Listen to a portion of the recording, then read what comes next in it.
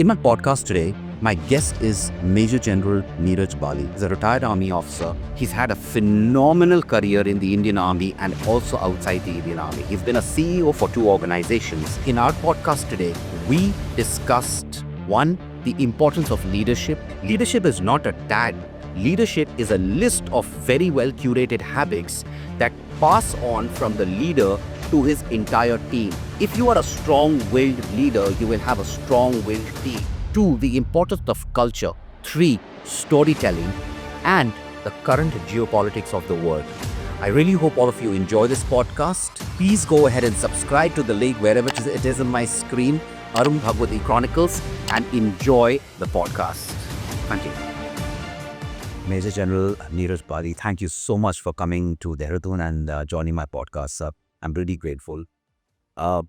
My motive of inviting you to my podcast, sir, is because you are like a global figure. You've worked with in the Indian Army. You have headed 2 companies as a CEO. You travel the world and talk about leadership and also motivate a lot of people. So I've watched your earlier podcasts as well. And I think that is what drove me to invite you to my podcast, because understanding and learning lessons from Army officers about leadership is phenomenal. It's a brilliant experience. Today's podcast, I have broken it down into 4 parts. Within the winning culture, leadership, geopolitics, and there are some final thoughts that I add towards the end of the podcast. Sir. I would like to start by asking you my first question, which is with regards to your book. What prompted you to write your books? And after spending so much of time in the Army, you have now dedicated your time to business function, and it's completely different from what the Army is, sir. So what is it that prompted you to write this book? If you could please dive into it and tell me a little more. Thank you, Arun, from your very generous introduction. Let me correct you on one issue. I'm not a global figure. I'm another human being really looking for purpose and meaning to my own life, of my own life. And that's really the goal of all I do. Now, yes, I've written this book called The Winning Culture. This is from the Indian Army to Transform Your Business. Very fortunately, it has found wide readership. It's been on the bestseller list of the Amazon for 10 months running. Now, what prompted me to write this book is back to the story. After I superannuated from the Army in 2016, I had a single point goal that I'll never retire. That's a goal I've kept to date. Sometime in 2016 or 17, I went to IIM Ahmedabad and delivered a talk. At the end, the student got up and said, "You guys from the Army come from the very same background and demographic as the rest of us. How is it that you do things so differently? How are you willing to die without any bonus or at the end of the year, or what's your motivation?" Now, I have thrown this question back at audience all over India, and I always get answers which are gratifying but wrong. People say it's because you guys are more patriotic, you're more dedicated, etc., etc. The fact is, people in the Army are no more patriotic or no less patriotic than everybody else in India who loves the country. So that's a completely incorrect formulation. The reason why people in the Army behave in a certain way is because the Army has a distinct and robust culture. This culture, which makes all of us do things collectively in a certain way, is a hidden force in every organization. Is actually hidden inside, plain sight, in every organization, that makes us do things much beyond our capabilities. If your culture is bad, it can sink your company. If it is moderate, you can just drift along. But Indian Army has developed a culture over the ages, taken it from the British, tweaked it to its own requirements, which makes ordinary people like me sometimes do extraordinary stuff. And this is what surprises people. So I started thinking, since I was the CEO of a company at that point, there's a great deal which the Army understands instinctively, which in the corporate sector people talk about, but they don't seem to know how to fix it. I've never met an MD or a CEO who doesn't understand that there is an variable called culture. So people will always say, हमारा culture ठीक नहीं है sir, हमें fix करना है. There is too much gossip, there is too much this, there is too much politics, etc., etc. But nobody seems to know how to do it. So I decided that there are certain universal attitudes which army people understand, which can be passed on seamlessly to the corporate sector. Now, let me add a caveat. It is not my saying, it is not my case that people should follow or copy the army. That would be a nonsensical idea. Army lives in its own environment. But there are certain universal things about leadership, about motivation, about service, which the corporate sector can imbibe, and at the very least understand that there is this thing called culture. Let me end this part by telling you that there's a reason why everybody outside doesn't look at culture as seriously as the army does. It's because the business world is rightly obsessed with numbers. But wrongly, they don't understand that culture is not some intangible that floats around in like a fuzzy feeling. Culture affects your bottom line, it affects your top line. Every company, every club, every political party, every organization has a culture. Every team has a culture, right? You can see it, you can look around and see political parties, for example, distinct culture. So, but people don't pay attention because they think it has nothing to do with profits. It has everything to do with profits, as the Indian Army is sure. So this was the really the background to all of this. As to your other part of the question that army is so different and the corporate is so different, of course it is. There is no profit motive in the army. People by and large serve covered for life in the army. So there is a great deal of difference. But as we go along, and I'll tell you a few stories that will tell you that things are as applicable to the rest of the world as they are to the army when it comes to culture. That's the background of the book. Excellent. So here I have one question, which is from your answer. Does culture travel top down from the top management below? Because most organizations are today are in the pyramid structure. They are a pyramid formation where you have the top management sitting at the top, and it is a small group of people, and you have a large workforce at the bottom. Does a culture penetrate from top to bottom, or is it something that drives that is driven from the bottom to the top, sir? Without exception, culture comes from top to bottom. Without exception, I thought so. Right? Culture doesn't work against gravity. It's not some reverse osmosis process that the chowkidar or the manager, the lowest manager is going to change the culture of the company. Oh, guy will be fired. Culture come into being because collectively people come to understand this is in my good in this company. I must behave like this. And that authority, that example, that instruction, that behavior always comes through talk. So here is a good news and a bad news for anyone who aspires to be a leader. First of all, you are responsible, not the people below you. Stop moaning about culture, no matter who you are.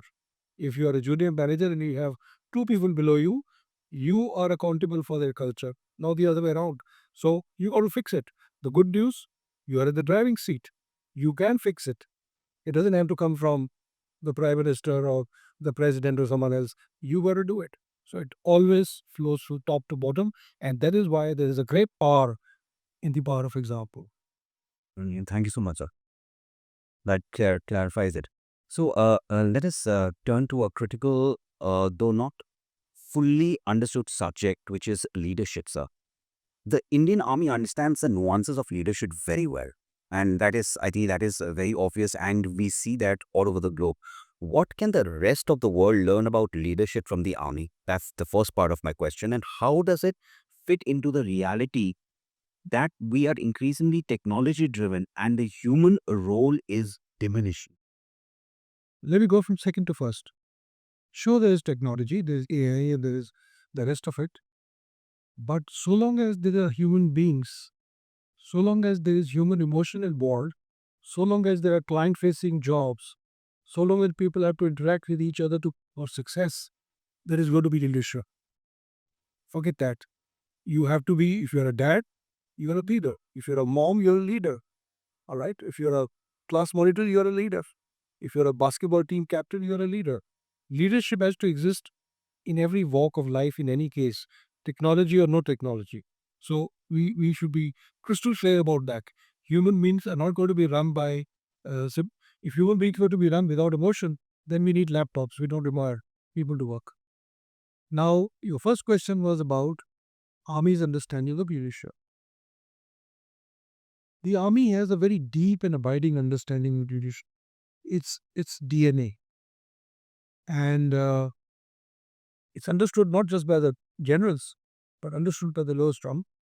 Let me tell you one of my favorite stories to tell you how much is it understood. 1997, 4th of June, I was commanding a Rashtriya Rifles Battalion in Jammu and Kashmir, the height of insurgency. And I'm sure you know that Rashtriya Rifle Battalion is only in its anti-drivers roles. Yes. We were going along a Kacha track in a convoy. The militants had planted huge amount of explosive under that track, which we didn't know. Now, they typically planted weeks or months ahead. Is connected with a conduit pipe, and on a given day, they connect it to a device, put up an antenna, sit on top of the hill, and using line of sight principle, they activate it and do it. My way for that already gone past, and 10 minutes later, the next wave got blown. There was so much explosive that the crater was 8 feet deep. I know it because I stood in it later on.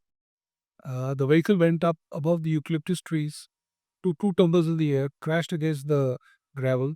It instantly killed one of my officers, Major Mohit Beg, and had killed two more Jawans.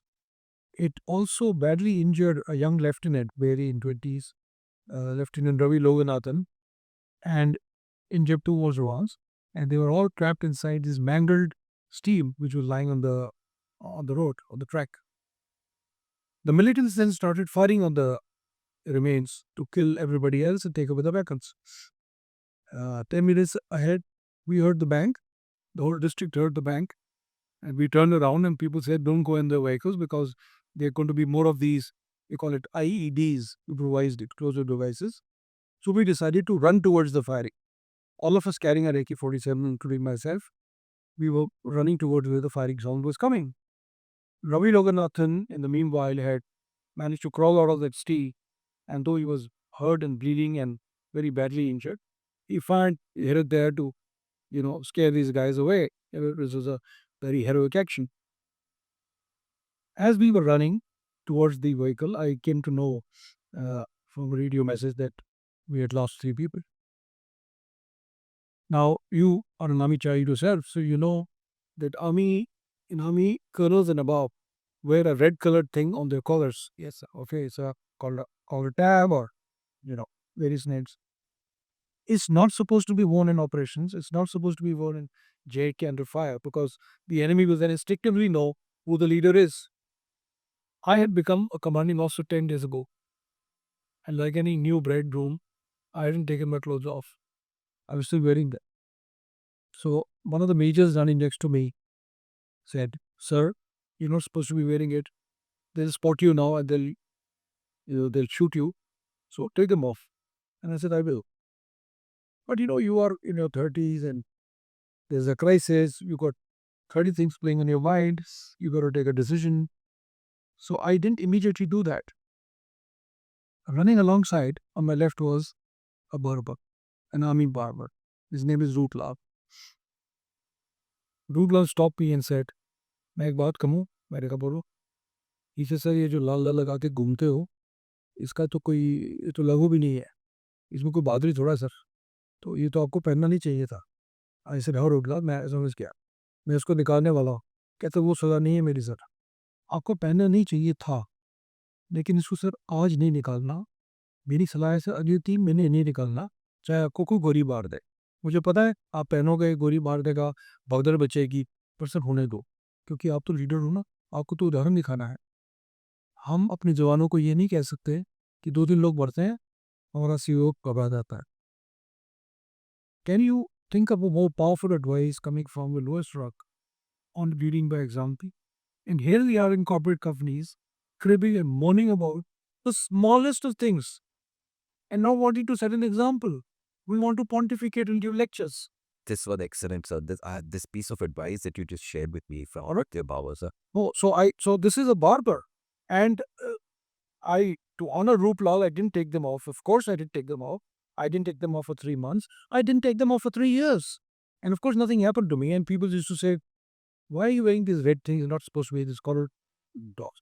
And I used to say, "My barber has told me that there'll be a vorut, and then we'll take it off." And I never took them off. Now, the other part of the story is that uh, as we were running towards the place, we saw a 3-ton vehicle carrying mortal remains of people and the injured. And I opened from the backside, I saw it was awash with blood. And I told the vehicle chairman, I said, rush to the hospital. You'll try and save everybody. And then I noticed that there were 5 people. There was person not there. And by the time we got to that spot, Ravi Loganathan, weakened by blood loss, was lying there, and we put him in a vehicle and took his boots off, and I caught his foot, and I said he was fading away, and I said, don't worry, you'll be all right. And later when he recovered, I asked him, why didn't you get evacuated? He said, because somebody had to report to you. I was the senior most. I had to tell you what happened, or how would you catch these guys? This is the understanding of a young second lieutenant in his 20s.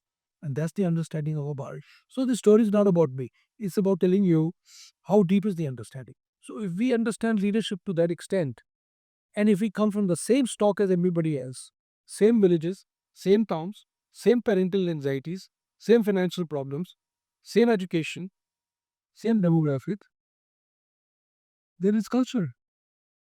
So why not grab that? So before I move on to my next question, I'm going to look at the camera and tell my audience that the story was fantastic. And two things that I understood from Major General Bali's story, which I want you to ponder upon also, is that leadership comes with discipline and courage. And I do not think anyone can debate on this. Having said that, sir, very, very interesting story. One thing I want to ask you from this, so what prompted you to actually take your barber's advice seriously? You didn't take it off for 3 years. That's quite a big thing, sir. Why did you take his advice so seriously? Look, look, I'm not a particularly brave guy. So it's not like I was displaying courage or I had some great courage. But it is a basic understanding of leadership that I have, and I'm sure most people in the army have, that unless you're willing to set an example, everything else is bullshit talk. Nobody is standing here to listen to our gyab. Okay? Children do stop listening to their parents after some time. They only do what parents do. We become like our parents. Right? So if this is true for our flesh and blood, what what prompts us as a CEO or as a manager to think that you're going to stand in a pulpit and give a wonderful talk to people and say, you know, we will do this and we will do that and everything will be great. And then you are missing in action. So this is my understanding of life. This is my understanding from what I gained from the army and what I'm sure every army person understands no differently. You've got to set an example. And that's why I took this advice. Brilliant. So I'm going to move on to my next question, which is that if there was just one leadership lesson that we had to learn, what would that be? That's the first part. And the second part is, how would that manifest in our lives? So the leadership lesson is precisely what I just covered. It is that the only way you can lead is by example. If you don't want to set an example, you can become a manager or you can become an ordinary leader or you may have a designation. Don't confuse designation with leadership. All right. People will salute you because you have a designation. But if you wish to be a leader that people follow, you need to learn only one lesson. You can forget the entire modern list of leadership lists. Just one lesson. You can only lead by example. Right? In the army, it is taught from a very young age. As you grow up in the army, the officers make sure that they are better off, to do better than Jawans, they are fitter than Jawans, they are more competent than them, they do everything, to make sure. But it had other manifestation. Leading by example means taking responsibility, not throwing people under the bus. The most common problem in some of the managers. Come the first sign of trouble, they say, मैं घर जा रहा हूँ, तो ज़रा CEO से मिल. Okay? And everybody understands what you're trying to do. Leading by example means, and why should we lead by example? You should lead by example for the number one reason that motivates people. People want to feel safe under you. In every walk of life, people who stay with you, who live with you, who work under you, want to feel safe. And they don't feel safe if they see that the leader themselves is a transactional guy, fictitious, unauthentic, who's just saying stuff. You're not doing it. All right. So in the corporate sector, how it manifests is, even if you're a junior manager, you got to work hard and harder than the people you lead. Actually, the word at the army is command, but I will say lead. You need to take more risks than the people you lead. You need to be more competent than the people you lead. You've got to be the guy who doesn't treat people transactionally, which is the number one disease in the corporate sector. We think, I got a job to do with you, so I'm going to talk to you nicely, I'm going to get on with you, and then I'm going to forget about you. Right? You got to be relational. You got to feel for your guys. You have to worry about their growth. You have to worry about their pain. It doesn't mean you mollycoddle them. Not at all. I'm not in favor of just being nice. The goal of life and leadership is not producing vacuous happiness. It is to achieve results. But happiness is a good way to achieve results. So that is how you do it. Uh, you mean what you say. You don't pass orders that you will not follow yourself. Right? You cannot be the head of an airlines, and you know which one I'm talking about, and talk about cutting costs. And then everybody sees you going to Goa splurging 90 lakhs on your birthday, and they're still stepping out of a jet. Who the hell is ever going to follow you? Right? You got to, people form an example. People do what you do. And that is how you can get the best possible results in the corporate. Why corporate? I was CEO of a education society. We used to run 92 schools and colleges. And there was a function as in 15th of well start. When you say January, I forget which one. And my residence was in one of the colleges. So at night, at about 11:30, I walked out to see how the arrangements were shaping up or how they had shaped up. And I saw four young girls sitting and making rangoli in one of the corridors. So I walked up to that and I started chatting with them. And one of the girls said, "Sir, वो जो पिछले principal साहब थे ना जो चले गए, उनकी बहुत याद आती है ऐसे दिन पे." मैं बोली, "क्यों?"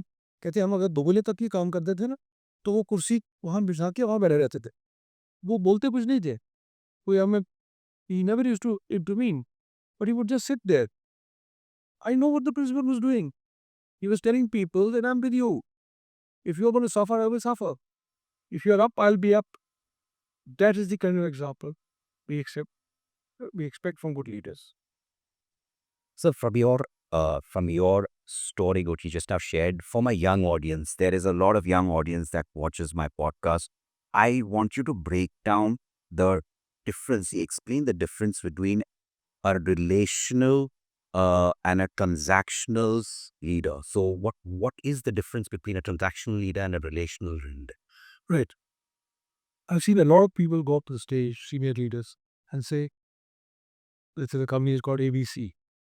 We in the ABC are a family. Come to me. And nobody comes to that. Because in in actual practice, you're not behaving like a family. How do I behave with my children? How much care do I take of my kids? How do I behave with my family? Is that my sentiment and emotion with which I deal with my people at work? Being relational means being emotionally invested. I'm not saying that you start polycoddling people or being, overly nice or we try to be popular. Not at all. But do you really feel for the person working with you? Do you really feel for his growth, his well-being, his work, his competence? Do you improve his competence? Do you do that stuff? Or do you only deal with him when you have about work with him? So, do you protect him? Do you make him feel safe? Okay. Do you overlook certain mistakes? Or do you just rat him in the knuckle the first thing happens? I would say, while it's impossible to treat people in your team like your own children, I suppose it will be humanly impossible to treat exactly like that. But think about it. You want people to behave with you like a family. You want people to show ultimate trust. You want people to be dedicated all the time. You want people to like you. Yeah, hell, you want people to love you. Are you loving them back? So that emotional investment inside your mind, and I'm again repeating, I'm not talking about being a popular person and trying to say all the sweet things. Not at all. You see, your children are not doing well. You pull them up, don't you? Yeah, you're supposed to. That's in it. You do to your own family what is in the family's long term good. Same principle applies for your team. Do for them what is in the long term good, not in your short term good. So one tiny question again related to this. How much of value and importance do you give to punctuality and discipline in leadership, sir? 100%. 100%. It's 100%. Look, uh, time is all we have. Yeah. The Prime Minister of our country has the same amount of time as you and I. All right. So a person who doesn't respect time is not going to get anything out of life. What is time? Time is what constitutes life. You can drift and you can let it pass. So punctuality is not a fashionable thing to do. In the Indian Army, I have never seen an event or a function start even a minute later than it's supposed to start. I've never seen a party start later than it's supposed to start. You call people at 8 o'clock to go at 8 o'clock, right? In the National Defense Academy, as cadets, 1,500 of us used to sit in an auditorium, and on the wall there were two clocks. The commandant was supposed to come at 6 o'clock, and this used to be once, twice a month, maybe more times. And when the commandant would walk in, the adjutant would announce, "Gentlemen, the commandant," and everybody would stand. As cadets, we used to be transfixed looking at the clock because that announcement would come not when the minute hand went to 6, when the second hand went to 6. Exactly at 6 o'clock, every single time for 3 years, I heard the voice, "Gentlemen, the commandant." And 6 o'clock, he walked in. I'm sure he came 5 minutes early and he hung around, right? So, punctuality and discipline, they're related, but discipline is a much larger concept. Let me just end with this discipline part. A lot of people wonder, what is discipline? It's not marching up and down. It's not saluting people. It's not wearing attitudes. None of that. Those are parts of discipline. The best definition of discipline comes from a book called The Road Less Traveled, Scott M. Peck. It says, discipline is your willingness to delay gratification and take the pain of hard work first. So the child who's going to do homework first and then play is going to do much better than the child who plays first and then thinks of doing homework. In every single thing in life, you can apply this. You take the pain of the hard thing first, and then you must have fun. I have a PhD in having fun. You must have fun, but the fun must wait. The hard stuff must come earlier. That's discipline. Sir, my next question is, how can a leader motivate their team to excel? That's the first part of my question. And what makes people follow leaders? How can leaders correct the mistake of team members without demolishing them, without making them feel bad? Okay, so these are in some ways a connected question. Uh, at the risk of sounding like a broken record, the first attribute to motivate is to set an example, of course. Uh, Remember that teams that lose perpetually don't stay motivated. It is one of the core responsibilities of the leader to ensure that the team succeeds. So the goal is not just to have a happy team. The goal is to succeed. For example, if you're heading a department, say HR, and every now and then the CEO is unhappy with you and you're getting publicly upgraded, your team is not going to be motivated. So the leader must understand that it is his job to strategize in a way, to do time management in a way, to set example in a way, to develop competence among the team members in a way, to respond to orders in a way that the team succeeds. Success is a very important reason or the core of being motivated. The next thing which I said even earlier, people feel motivated when they feel safe. So that part I've already covered. Where uh, you see, A simple question that I used to ask some people is, uh, when people come to work in the morning, are they coming happy or are they coming cursing you? You won't know because we human beings have great capacity for delusion. But if you're objective, you would know the truth. Are people coming to work voluntarily? Are they happy when they work? Are they happy to be in the environment that you produced? Or are they simply coming because they have to earn a living, and the day they get a better job, they're going to move somewhere else? There is an important question that comes up in the motivation is about attrition in the companies. A lot of CEOs and leaders are concerned that people keep leaving. They are trained and they are paid well and they're treated well and then they leave. And very incorrectly, the responsibility of this is put on the door of HR. Attritioning, and by the way, trading, which is a separate subject, have nothing to do with HR. These are only subjects that HR deals with as a policy and gives you the data. Attrition is a leadership responsibility. People do not leave jobs, they leave leaders. Yes. In most cases, people are unhappy either with the leadership or with the way things are. So when I'm a CEO of a company and we had a project somewhere in the backwaters of Bihar, we're building a bridge, and lot of people used to leave from that project, and I went there and I did what I always do. I spoke to everybody, starting from the guy serving the tea up to the last guy one on one, and I tried to understand the dynamic. And I realized the reason for attrition was not that the place was difficult. It was because there was a admin manager, a junior guy, who wasn't giving a damn about anybody's welfare. And all the complaints going to the manager of the team leader of that project, the project leader, were going unheard. So eventually, it is a leadership aspect that motivates people or makes them leave the job, which has to be understood. So this is the broad construct.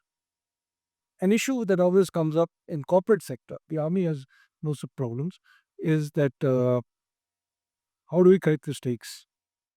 If you tick off somebody, people take umbrage, they threaten to leave, and if you don't, first of all, leaders are not supposed to take counsel of their fears. They are supposed to take counsel of their strengths and their optimism, of courage. So there is no question of you are letting a wrong pass and saying, I'm too timid, then you're not a leader. That you can be replaced by a computer. But the error that people make is they treat all mistakes the same.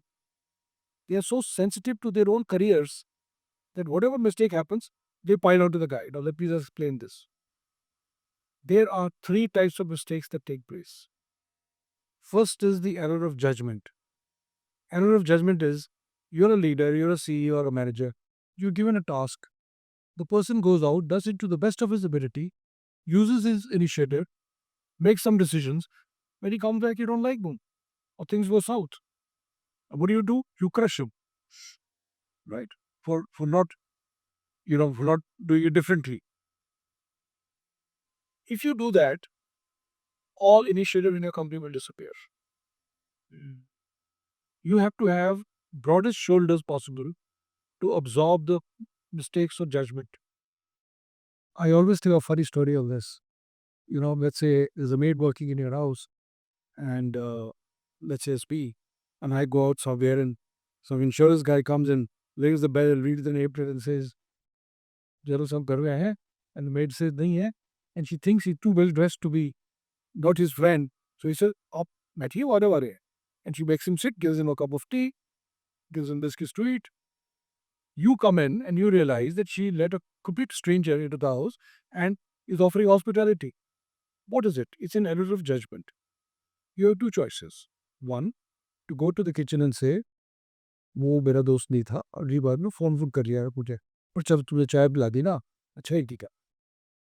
The second is to go and yell at her and say, ये पैसे पेड़ों पे लगते हैं, तुम चोरों को भी घर में रहने दोगी, तो तुम्हें बताया जिसने, तो घर की मालिक no, blah blah. In second case, you would have ended her initiative. So, in a funny way, next time the chacha or your taya comes home, she never let him in because she doesn't have the authority anymore. She would make him sit outside and not believing a word. She said, "नहीं, हाँ भाई, ये तभी होगा." So, in the corporate sector, everybody wants initiative, but we won't let people take initiative. We want them to the mirror image of ourselves. We want them to mirror their thoughts to mirror our thoughts. How is that possible? So, therefore, when there is an error of judgment, you should largely overlook it and then guide and appreciate the fact.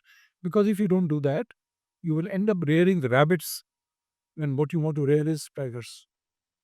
The second error, which is more common, is the error of commission or laziness. That's a bad error. And when it happens, you've got to pull out the person, you've got to consult, you've got to train, brief, rebrief, issue a memo if required. And if till somebody doesn't wake up, then there's always a door which can be opened and said, please leave. But this is the error you would face 70% of the time. This needs to be corrected. Okay? By correcting it, never violate somebody's dignity. That's very important. Just as if your child doesn't do well, you don't say tu gada hai. You say you have done well, tune acha nahi kiya. Because if you tell your child ku gada hai sufficient number of times, he will prove that he is a gada. Okay? Don't do that. Similarly, dealing with your tea, do not violate somebody's dignity. Don't say you're a complete useless guy. Just because you're about to be bullied by the CEO. Don't show your fear. You say, you're such a good guy and I don't know why you do this. Okay. So that's the error of omission and laziness. The third is the error of intent. Anybody who does the error of intent should be picked up like a hair which has fallen in the milk and chucked out. Or you will finish the culture of your company. Anybody who does it makes money, messes with a woman, does something stupid, while it serves, that is not to be overlooked. Sometimes we show timidity in that too. So, my next question to you here is that the armed forces has a rich tradition of storytelling. I'm a storyteller as well. I believe that storytelling and narratives have shaped the history of this world. Uh, your book is full of such stories. Why should we tell these stories to the rest of the world, sir? Look, the world by and large has already got enough gyan. There is sufficient stuff floating around on internet, on the web, on everything else. And of course, people like me standing up and doing lectures, people know, what's what. What people want to know is, this sounds good. What should I do? How should I shape my life? Okay. Uh, I've done, I'm in the TED speaker twice. So I know a lot of TED talks sound fantastic. But sitting in the audience, sometimes I ask myself, great stuff, but how can I shape my life from this? What should I do? So people need live examples. And stories not only inspire people, which is a very important facet of life, but also tell how other human beings have tackled matters. More importantly, in an organization like Army and in corporate companies where this art is completely missing, they give you a collective sense of pride in the organization you serve it. So let me tell you a story. In Kargil, two Rajdif was fantastic battalions. They had attacked and captured Torame and at great cost, losing people and a lot of injuries. And they thought by and large the war is over for them. But a week later, they were given orders to capture another place. I think it was called Lone. And when the attack began at night, it was led by a young officer by the name of Major General Bali. He was leading his company and it was pitch dark. This climb was extremely steep. There was hardly any way to go on, go on top. They couldn't make out how to, reach the top. So one young officer with a very long name is a Naga officer, and I even can't take his name, but people used to call him Nembu Sahab, and I'll call him Nembu Sahab. Captain Nembu decided he volunteered to go up, and he and some Jawans went up with him. They couldn't climb, so they took their shoes off, and threw their shoes, started walking, climbing barefoot. and they managed to reach the top, and unfortunately, all of them got killed. Sometime in the middle of the night, uh, Mohit Saxena and his men heard a very loud noise from top. What the Pakistanis had done was they were rolling down boulders, and now it's pitch dark. Picture it. You don't know where you are, really speaking, and there's some sound coming from top. And then Mohit would see some soldier next to him would disappear because the boulder would take him 100 feet down and throw him down. And then the other one disappear. The next one. Many soldiers got injured. Some with their broken bones and hips and shoulders. Some crying out in pain. Crying out for their moms. It was that bad. So Mohit climbed down. They tried to give morphine injections to people, but he was left with a handful of people now. And they tried to ease pain, but even finding people in the dark is hard. He called up the CEO on the radio set. The CEO said, I'll send you some movement to help you. And this went out till almost to the early hours of the morning. I asked Mohit when I interviewed him for my book. Every story in my book is there are no Parandir Chakra stories. There are stories like this of people seemingly ordinary doing extraordinary stuff because of Tacha. So when I interviewed Mohit, I said, tell me, what was the thought going through your mind at that time? You're a young guy. Where are the night saddled with responsibility? People are dying and there are 10 people with you. What do you do? He said, sir, to tell you the truth, the only thought that was going through my mind was every time in two Rajesh, if we sit down to talk, whether in the bar or in a Bada Khana or anywhere, people say, Tuz Rajiv hasn't lost a battle in 175 years. That was the story in my mind. And I said, it won't start with you. They meant recapture it. Now that was 1999, so 25 years ago. So I presume 200 years now, Tuz Rajiv hasn't lost a battle. That's the power of the narrative. So the army has a war diary. It has a digest. People write retirement history. People write regimental history. We have war memorials. We have museums. And when we talk to each other, the talk is all about हमने इस साल में क्या किया था, तब क्या हुआ था, उन्होंने ऐसे किया था, मैंने ऐसे किया था. It's all storytelling. Now the question is, can the corporate sector learn from it? Of course. When I say this, people say, no, things are different. You guys have a permanent job. We move from company to company. Hell no. Army people also move from unit to unit. It is a unit which is permanent. So if you are Tata company, you are permanent. The story is about your company. The story is about TCS. The story is about whichever company. You need to collect narratives and stories. And you need to institute a system by which you start telling this to each other, especially on your big days, and talk about even a small vertical like business development can have stories. You know how we won that project. We did this. We sat at night and we changed this, and this is how we won. It's a story.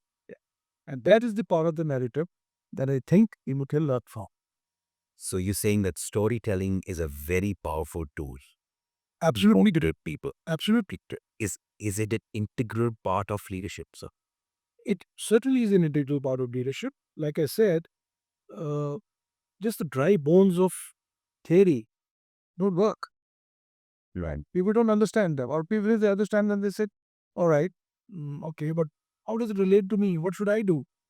Okay. I would try telling someone, honestly, the best policy. And tell him to, okay, now work it in your life. He'll say, oh, damn. I don't know what it means. When should I be honest? When should I know? How should I be honest in a dishonest world? What should I do? So, storytelling and narratives are a powerful way of distilling truth, and they're also a powerful way of building pride. So there is a anecdote I want to share with you. I was a kid. There was a Badafana happening in Gamora. And at that time, Chintakan again got the SSO, and he was a young captain. And we young kids, they usually, they hover around the bachelor, the captains, they say a hi hello to them. And I remember he was standing a couple of us, couple of kids, and he gave us a little tip on football, you know, and I heard him appreciate the willingness of a goalkeeper to stand through the 90 minutes game when all the action is happening in front and keep themselves motivated. So I eventually became a goalkeeper. I eventually became a goalkeeper. There you are. There you are. Let me tell you a story about Vipin about that. So 1978, Vipin and I were together in we were Cosmates, and we were in IMA, and there was an adjutant by the name of John Taylor, right here and there, John Taylor, who picked Vipin and me to be the reserve stick-orderlies on the passing out parade. We were second towers. Both of us were lookalikes at that point of time, and both of us were good at drill. So the academy would typically come in the morning at 6:30. We were required to come at 6 as stick-orderlies, and Vipin insisted to me that we should come at 5 or 5:15 because he said first 45 minutes we warm up and do our own drill, and then we would do. We're talking about 18, 19 year olds. Okay, so that's a story about who he was, and how dedicated he was to the profession. And so this is something that maybe a lot of people in the audience might not know about. And he was a fantastic cook. He was very, very, very good in the kitchen. And there was something about him. He made fantastic food, sir. We could wait to always remember day. Right. So I'm going to move on to our next question. This is to do with entrepreneurship. You've been a CEO for 2 companies and now a management advisor to a very successful company called Dynamic Cables. Let me turn to advice for those who want to become entrepreneurs. So, what would your top advice to someone wanting to start a business? So, somebody who's a young 25, 24-year-old wanting to start a business, what is your golden advice to that person, sir? All right. First of all, great, do it. Uh, I'm not going to say one word which will discourage anyone. But before you become an entrepreneur, you got to understand a few things. The first thing you must understand is that the sharp end of the spear of every business is the ability to sell. If you can't sell, there's no business. All right. So that is the first thing you must remember. Now let's work that arrow backwards and see how this works. I meet a lot of people come to me for advice when they want to have a startup. Somebody came to me who wanted to make a certain type of ammunition, for example. The first thing you need to understand objectively is, do people need your product or service? Are you feeling a need? Just because you have a great idea in your head and you're self seducing yourselves, if I may say, and say, I have a great idea, it's going to go on file. You wait and see. It doesn't work like that. People have to need it. Or you have to be big enough and smart enough to create that need. Like, say, Archie's cards did. Okay? It created a need where every day became a day and people started buying cards to give it to each other. But no young entrepreneur is at that stage. So, first thing, identify the need objectively. 2, having identified, ask yourself the most important question: why would people buy your stuff? This country is crowded with entrepreneurs. Every idea has been taken. Why should people come to you? They will only come to you if there is a differentiation. What is your differentiation? Is it cost? Is it fantastic service? Is it delivery? Is it innovation? What is it? If there is no differentiation, then it's just a thought, just an idea. Nobody's going to buy it. Okay? Because because the market is cruel. It goes by its own mind.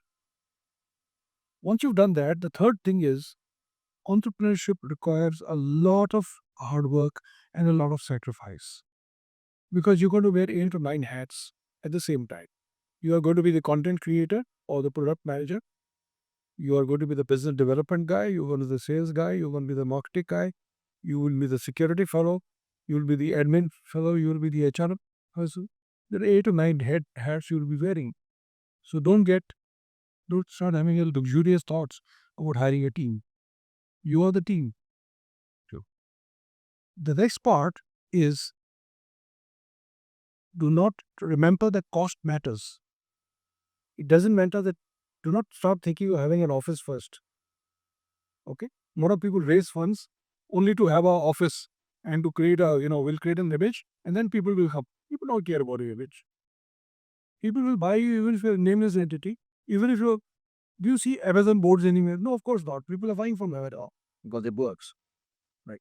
So this is my broad advice. But the main issue is you, unless you can sell it, and you would only sell it if people want it, and you can show differentiation, it's not going to work. And it'll take a long time before it is successful. A lot of hard work. Right.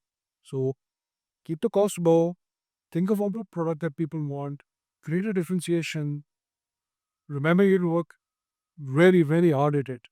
There's no magic thing happening that tomorrow morning you're going to be amazing at it. That doesn't happen. So from this, I want to ask you something that from what I understood, you mean to say that a person who wants to start their own organization must first focus on themselves and then create an environment. So if I am capable, is when I will be able to create an environment of capability. True. What is my start point? So if I'm a young graduate or an MBA, I want to start my own organization. Let's say I want to start my own social media management company. As a leader, I know I'm going to have a team eventually. I cannot do everything, managing clients and the editing work, etc. As a leader, where is the start point? What is the first thing I should start with? My communication skills, my technical skills, my people management skills. Which aspect should I start with first? Look, first of all, the correct question is not that when I want to create an organization. You are the organization. You are the one man company. The organization comes much later. You first go to test it by doing grunt work yourself, right? Hiring people and having more people to do stuff, that comes much later. That's a good thought, but it's only when you can afford it.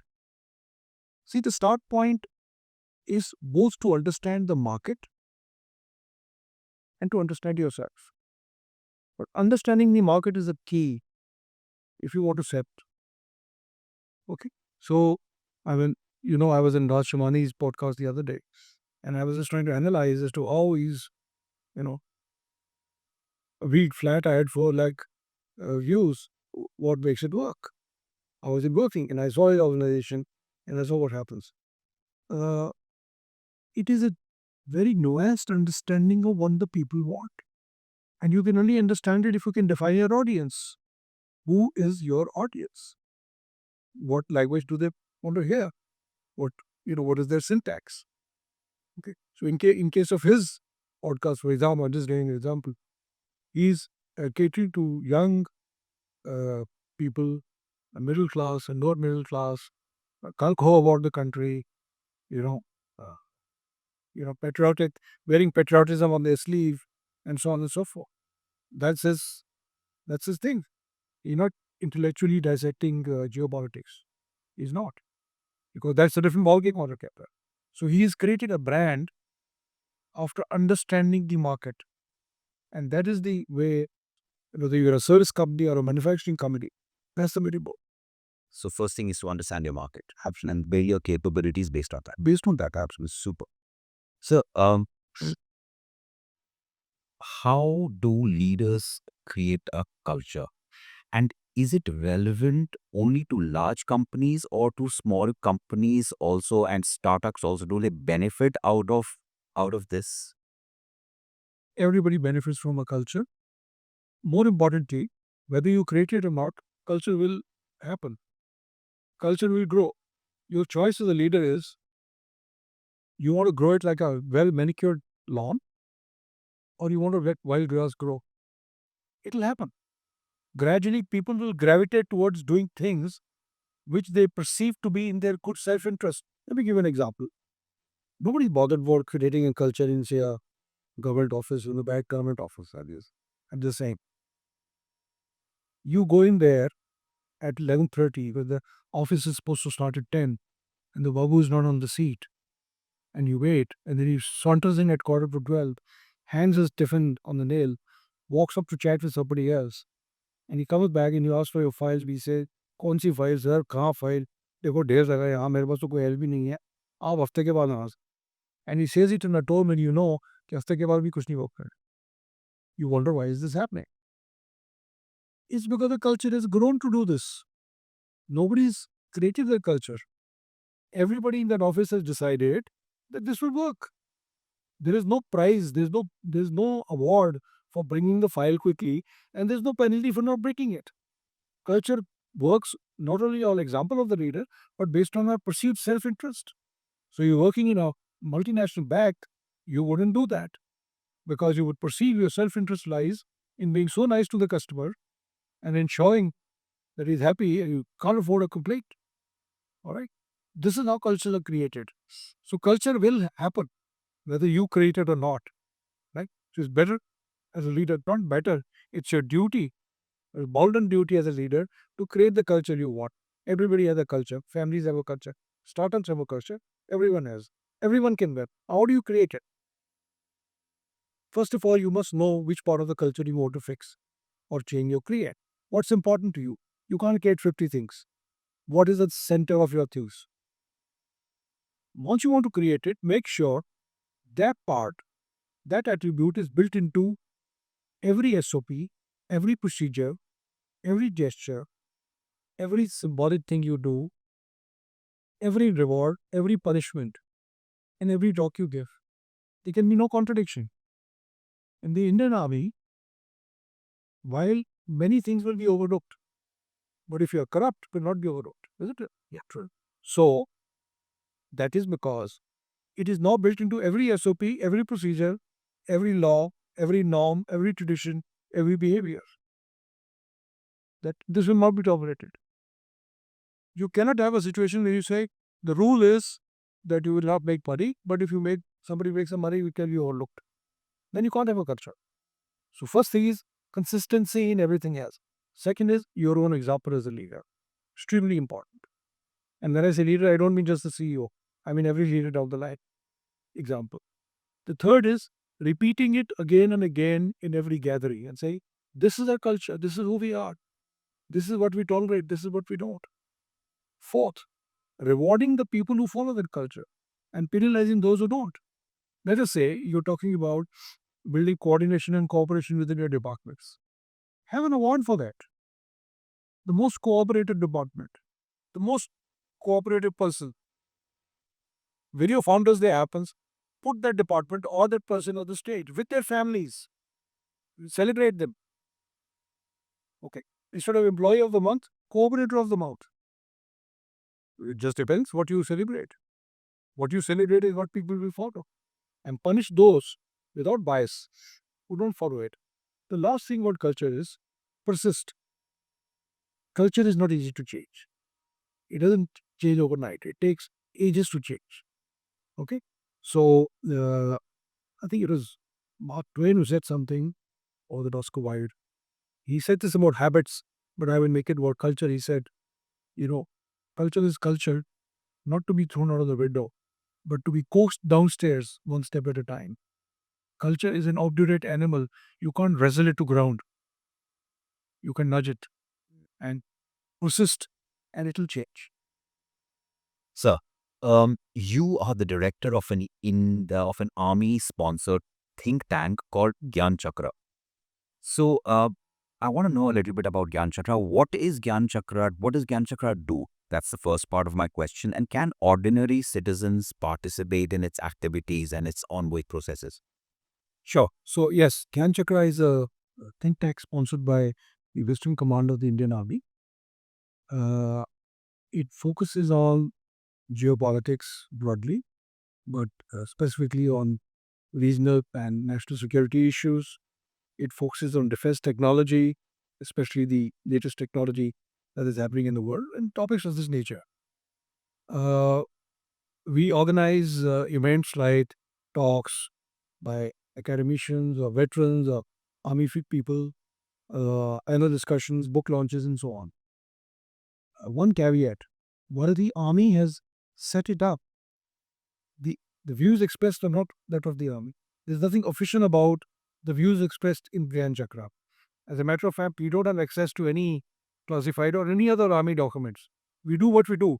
The goal of Gyanchakra, as set up by the army, by the Western Command, is to spread the culture of thinking about military matters and strategic thinking more broadly, and to make sure that more and more people are involved. Now, as an ordinary citizen, sure, we are expanding our activities to a point where a lot of stuff is going to be put online, both online as well as recorded and then put online. We have started a YouTube channel, for example, and some stuff is already there. We started a Twitter and some things are there. So we are expanding it that way. You don't have to become a member of Gyanchakra. All you need to do is simply subscribe to the channels, and uh, I think I'll find a way to publicize it on those channels that how we'll put out Zoom links where people want to attend it in real time. So how can somebody become a contributing member to Gyanchakra? So let's say I run a podcast, I'm a writer. If I want to become a contributing member to Gyanchakra, how can I do that? So you see, we already have an academic member from one of the leading universities on our board. But as contribution goes, if you are an expert in any geopolitical matter and you get in touch with us, so get in touch with me for that matter, and say that you're an expert on, say, Indo-China relations or South China Sea or whatever, and if you have the credentials and the ability to deliver, we can always consider a talk online or offline. Okay, excellent. So, how do you see the recent agreement of disengagement with China? And does it signal that China has finally given up its aggressive stance and is willing to settle the border issue with us? Okay, Gary, you asked this. I just wrote an article yesterday of Chanakya Forum on the same subject. This will probably come out tomorrow. Look, the disengagement that has taken place essentially focuses on restoring some of the patrolling norms that existed before the clashes of 2020 in Galwan and Awang sector. So essentially, it gives back the right to both armies to go up to the patrolling points which they used to go up to, which we perceive to be in our territory, and they perceive to be in some of them in their territory. So without having a problem, without having clashes, it restores that status quo. It doesn't go much further than that at the moment. There are three steps to it. Disengagement, which is taking place and which has been verified. It's a welcome step. Of course, it's a welcome step. I would say, in many ways, it's a great victory for our diplomacy, as the foreign minister himself congratulated our diplomats and the military leaders who had about 20 rounds of talks to the Chinese. The second and the third steps are going to be de-escalation and de-induction. We are far, far away from all of that. The Chinese have shown no propensity to settle the border issue. Okay, these are my views. Uh, Ever since our independence, we have believed that the McMahon line was a de facto border. That was the legacy the British gave us. The Chinese, on the other hand, believe that they have never ratified that border, partly because that time the Tibet question was still alive. After independence, when we had great relationship with China in the Chini Bai Bai, this issue was raised by China. And we responded on several occasions, including in letters from Prime Minister Nehru to Zhou Enlai, that this is a settled matter and there is nothing to negotiate. But probably we should have caught on that the Chinese are not very willing to accept that formulation. 1962 war took place. We were caught off guard, which we shouldn't have been caught off guard, having known what the Chinese believe, but our polity in is down their path. In spite of great heroic fight by the Indian army, we did lose their war. But it isn't as if nothing has happened between 62 and till Galwan took place. There have been series of incidents. In 1967, I think there was an ambush in Sikkim. Number of other incursions. In 84, 85, they actually came and occupied a hill feature in Wangdong area, Sundarao Chu, making us rush into that area. I was one of the guys who served there at that time. And even subsequently, they have made incursions sometimes as deep as 19 kilometers, hasn't gone back. Even when Xi Jinping was visiting India, there was a incident of incursion because they went back. The Chinese have consistently demonstrated that they are not inclined to settle this in a hurry. See, now I was on a show on India Today channel with uh, ex-Foreign Secretary Colonel Sibal, who very articulately and very candidly said, he said, we have no clue why they have agreed to disengage at this point of time. We really don't know. We can make educated guesses, but we don't know why they do what they do because they are so opaque in their dealings. The long and the short of this answer is this is a welcome step. It brings a certain modicum of stability in our relationship. Maybe it is the way forward for further talks, which our Prime Minister has shown, great generosity in trying to meet Deng Xiaoping. But it is time for absolute caution. It is not the time to talk about de-escalation. It's not the time to talk about this to de-induction. It's the time to keep on building our military strength. As a layman, as just an Indian, I believe we've got to keep focusing on getting stronger in the economy. We always got to talk from a position of strength. That should be our focus. And simultaneously build, uh, you know, militarily our readiness and infrastructure, which has happened in the last 10 years. And much more will happen. So those should be our goals. I don't think this signals the beginning of some glorious chapter. If it happens, like everybody else, I'll be pleasantly surprised and I will welcome it. But I think as smart people, we've gotten cautious. True, I completely agree. And I understood one bit from what you just now told me, so that I think China is very cautious, patient, and strategic. There is a theory, there's a boiling frog theory that people have spoken about. So can you share a little bit about this boiling frog theory and China's strategy? Yeah, I mean, you put a floor in hot water, you keep raising the temperature and it just keeps sort of taking it. The Chinese strategy has actually been described better by salami slicing. Okay, so they do an incursion, try to take something away, yeah, things like that. Uh, I don't think we need to give too many analogies, except to say that for reasons best known to them, they want to keep it alive. Maybe they don't want it here to grow in a certain way. Maybe they think we are being raised as a bulwark against them by America or the Western powers are not correct. We are an independent country with a sovereign mind.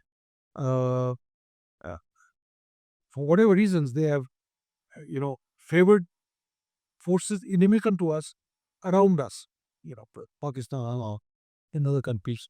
So the long and the short is that they are at the moment keeping it alive. Do you think President Donald Trump's this term is going to change things for us? No, I don't think America is focused on us, and I do not think we really need to look at some other country to help us. Absolutely not. We are, Yes, the reason I ask is because there is a very strong hand in destabilizing Bangladesh, which has caused a certain amount of destabilization in this particular region. Like Sheikh Hasina had mentioned that, there was a white command who had come and he had suggested that, you do this and then you will help your regions. Why I asked you this question was that I think Donald Trump is a businessman. He likes peace. He doesn't want wars. During his term as a 45th president, there were no wars per se that he initiated. And I think he was one of the first presidents in a long time who didn't do that. So do you think that it is, looking at America to help us? Because I know we're very, very, confident of being able to handle our region. But his stepping in, do you think it's going to be of any help to us, at least stabilizing the look. He has a well-known, good relationship with Prime Minister Modi. But at the same time, I must say that 2 months ago he talked badly of India about tariffs. He's a politician. He's leading his own country, and very rightly you said the American interest first. I will say the same thing again. I do not think we need to look towards any other part to help us because we have reached a certain stage in our development, in our aspirations, in our confidence, which I have seen grow with my own eyes, and I can give you many examples where we as a country are quite capable of taking care of ourselves and our interests. Look at how we handle the Ukraine Russia problem. We have continued to have a strategic relationship with America and buy oil from Russia. Jacket. So we know what we are doing. We know what we are doing. So I don't think we need to really look in any other direction to get any help. What happened in Bangladesh, I think a lot of it is a matter of speculation, but forces which are against us will always try to destabilize things. But then internally, and this is one of the themes I have, we need to be so cohesive as a nation that these things don't happen to us. Very rightly said, sir. Very true. So, how do you see the conflicts in the Middle East, Ukraine, Russia playing out over the next few months? Now that we have a new American president, or we have Donald Trump back as the president in the White House. Okay, so since he came to, he's not yet come to power, but since he got elected, as of yesterday, came president elect, 20th of January is going to be that. First, let me just quickly comment on the election itself because that's a topic everyone seems to be talking about. See, we live in a polarized world where we have learned to either love or hate figures, but which is silly. It should be case by case basis. Uh, I've heard some people say this is the death of democracy. Personally, I may not have voted for Donald Trump if I was in America, but this is not the death of democracy. This is exactly what democracy looks like.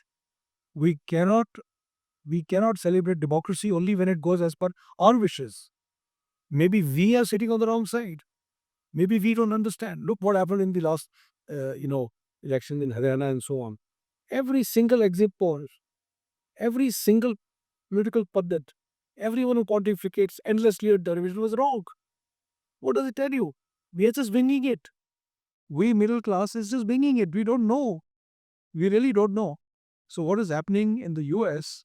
Uh, there are several interpretations, but the fact is that majority of Americans feel that what he's talking about immigration and about economy and about cultural issues is what is important, and that's what's succeeding. Now, to come to your point about the wars, yes, there is great speculation now. What will he do? It appears obvious that he'll pull his hand from giving aid to Ukraine in the manner that was given in the last dispensation. That is why this morning I read that President Biden is scrambling to send some more aid quickly. So Ukraine, in my view, whatever be the merits of that war, I think has reached the end game. They made no gains in the west, in the east. They didn't counteroffensive to the north, with some limited, goals and success. The Russians didn't fall for it.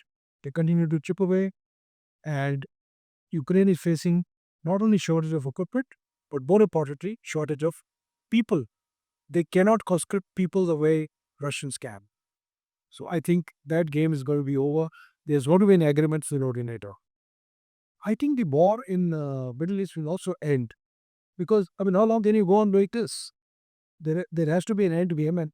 Really speaking, what the end game has not been spent out by Israel, other than we'll demolish Hamas and we'll demolish Hezbollah. Who's going to run Gaza? Who's going to start running these territories now? Not Egypt, not Saudi Arabia, not an Arab force. What is going to happen? So I think at some point the Americans will signal to Netanyahu that enough is enough. Like you said, he does more wars. He doesn't. So this is not going. Ironically for Israel, who's one of the biggest supporters Donald Trump is, this may signal the petering out of operations, which I think is good for everybody. So it will be just stalemate. It is already a victory. There's already a stalemate now. It's a victory. It's a win. In both wars, it's a win for one side. There's nothing happening from the other side now. Very little. True, true. So, I'm going to move on to my second last question to you, sir. In your book, you've uh, devoted a chapter to the role of the families in the army. I'm coming back to your book again. What is that role, and do its lessons apply to the corporate world, sir? So, in the army, the families are considered part of the organization. The army takes care of them like an organization. Socializing is all done with families. There is no such thing as a team leader, having done well, taking his team out for a break as tags. It's going to be family to family. We have relationships. I mean, on Diwali, I called up my company commander, who was my company commander in 1979, on a video call to Canada to wish him Diwali. And we talked like nothing has changed. All right, he's an old man now, obviously. I'm an old man. So relationships remain to the army based on families. There is a curious phenomena that will tell you how deep it goes. I personally know dozens of ladies who lost their husband in operations and then decided to leave civilian life and literally fight their way into the army. Remember, there is no quota system in the army. The husband dies, the wife gets job, nothing like that. They had to prepare, they had to give exams, they had to do training in officers training academy. Some of them said to me, well, I interviewed them, I almost died doing it. One such person was a lady called Swati Mahadit, wife of Colonel Santosh Mahadi, a commanding officer whose wife was overage by all standards. How old was she, sir? She was in her 30s. Okay, late 30s probably. I know. I should guess a lady's age.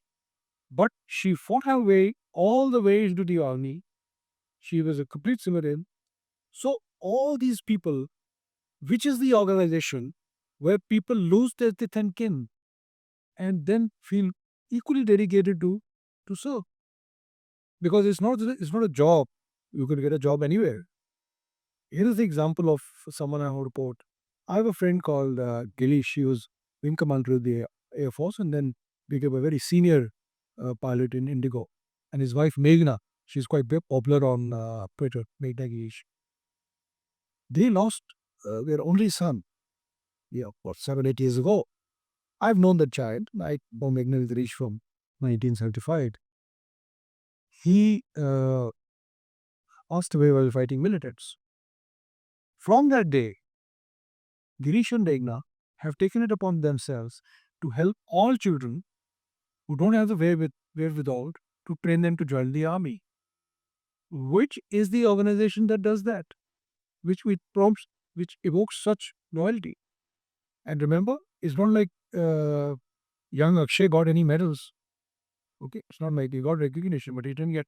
So, and recently they had come over a couple of years ago in Punjab, and there was one Subedar, of 13 Sikh, was it Gura Sikh of 13 Sikh, one of the survivors of the first attack by LTTE, when they killed an entire platoon in the university area. Gura was the only guy who survived because he was under the bodies. They decided to visit him, and because they realized he's a retired man, a very old man, he doesn't have his house of his own or a good house of his own. So they collected money from all over and built him a house. No relationship. He's an Air Force guy. Bena is a Garwali officer's daughter. Okay. And this is what they do. So this is the corporate sector is missing a complete trick by not involving families. Okay. And this is my really suggestion that, this would, what have you got to lose? You've got everything to gain if you involve the families in your activities or at least socialize on a family basis. You. Major General Bali, thank you very much for your time. I thoroughly enjoyed this podcast. I learned a lot, and I'm sure my audience also has learned a lot.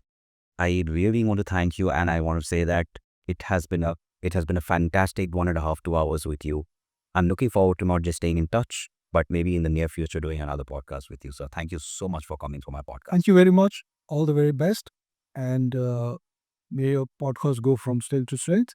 And anything I can do, I'll always help. Thank you and Jake. Thank you, sir. Jen, sir.